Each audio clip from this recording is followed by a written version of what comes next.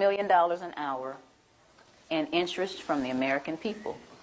$36 million an hour in interest from the American people. My children, my two children, were born $86,000 in debt based on the national debt. Now, why am I going to take away from those children to give to somebody that is going to be born in 2030? That's not going to happen. So that was my decision. It was very easy. You know, you think about stuff like fear. Oh, the IRS is going to get you. They're going to take your stuff. That's not important to me. Stuff's not important to me.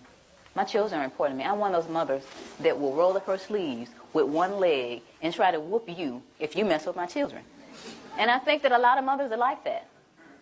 So this is what my decision was. And I went on and started educating people.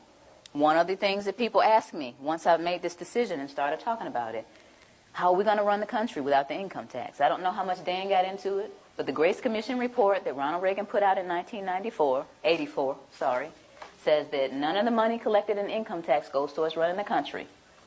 But the bottom line is it's not going towards running the country, so you patriotic people out there, you've been fooled. Beardsley Rummel, he was Federal Reserve Chairman back in 1946, did a speech before the American Bar Association. The title of his speech was Taxes for Revenue Are Obsolete. Within the body of this report, he says that the taxes, the income taxes for redistribution of wealth. What is redistribution of wealth? What is that? That's taking from me that I've worked hard for and giving it from somebody else to somebody else. Shouldn't I have the right to redistribute my wealth if I want to? Another question that they ask me is, how come I haven't heard this on TV or on the radio or in the newspaper?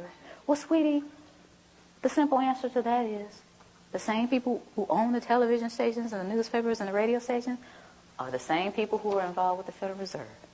And here is a little statement that says that it only requires 5% ownership to significantly influence the media. Rockefeller is one of the original shareholders of the Federal Reserve. As early as 1963, the House Banking Subcommittee reported that Rockefeller, through Chase Manhattan Bank, controlled 5.9% of the stock in CBS and the bank and gained interlocking directorates with ABC.